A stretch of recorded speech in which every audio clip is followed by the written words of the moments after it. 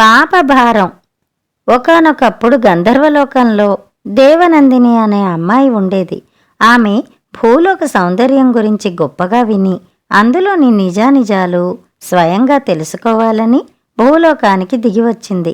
అదృశ్య రూపంలో సంచరిస్తూ ఆమె కోసల రాజ్యంలోని ఒక ప్రాచీన ఆలయాన్ని చూసింది. భూలోక శిల్పులు ఎంతటి ప్రవీణులో అని ఆమె ఆశ్చర్యపడుతున్న సమయంలో ఆమె ఓ యువకుణ్ణి చూసింది. ఆ యువకుడు ఏ విధమైన అంగవైకల్యమూ లేక ఎంతో దృఢంగా ఉన్నాడు. అయితే వాడు ఆలయంలోకి వచ్చే భక్తుల ముందు చేయి చాచి యాచన చేసుకునేందుకు ఏమాత్రమూ సిగ్గుపడ్డం లేదు. ఆ యువకుడి మీద దేవనందినికి ఏహ్యభావం కలిగి అంతగా జనసంచారం లేని చోటుకి వెళ్ళింది. అక్కడ భైరవుడనే గజదొంగ మాటు వేసి ఉన్నాడు. అటుగా వచ్చిన భక్తుడొకడిని ఆపి కత్తితో బెదిరించి అతడి చేతికున్న బంగారు కడియాన్ని దోచుకున్నాడు.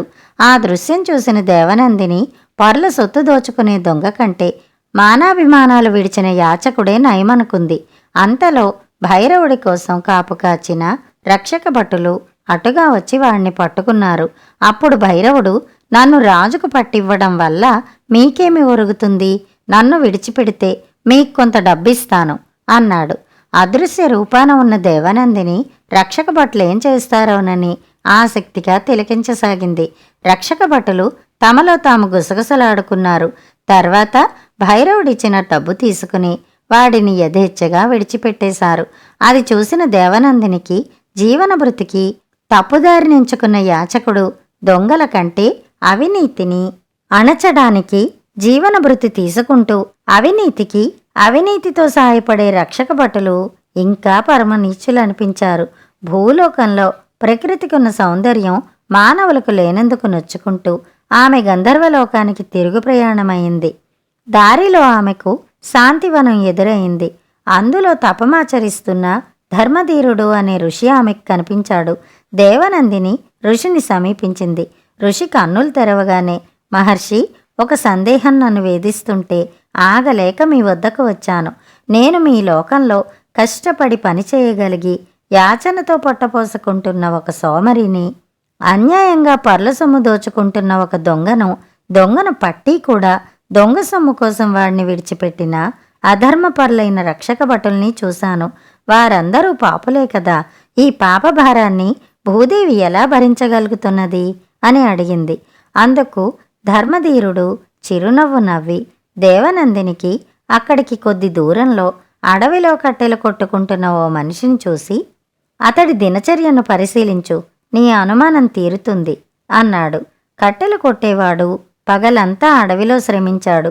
కొట్టిన కట్టెల్ని మోపుగా కట్టి ఊళ్ళోకి తీసుకుని పోయి అమ్మాడు.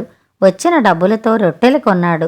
తన కోసం, భార్య కోసం ఒక రొట్టె, పిల్లల కోసం ఒక రొట్టె ఉంచి మిగిలిన రొట్టెలను ఏ ఆధారమూ లేక ఒక చెట్టు కింద నివాసం ఉంటున్న వృద్ధులకు పంచిపెట్టాడు.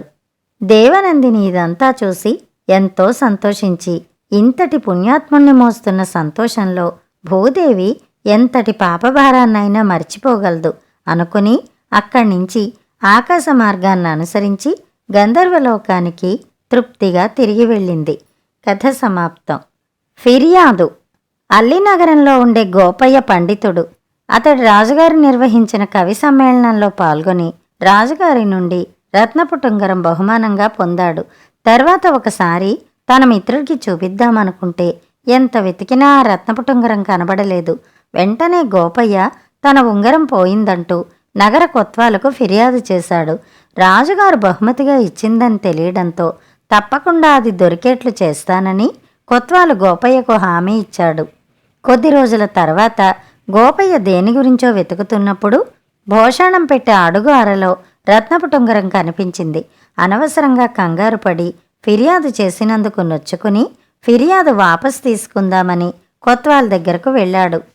ఈ విషయమై నేను 10 మందిని నిర్బంధంలోకి తీసుకున్నాను. అందులో 4 తామే రత్నపుటుంగరం తీశామని ఒప్పుకున్నారు కూడా. ఇంత జరిగాక ఇప్పుడు మీరు ఫిర్యాదు వాపసు తీసుకుంటానంటే ఎలా అన్నాడు కొత్వాలు చిరాగ్గా. కథ సమాప్తం. కథలు కంచికి, మనం ఇంటికి.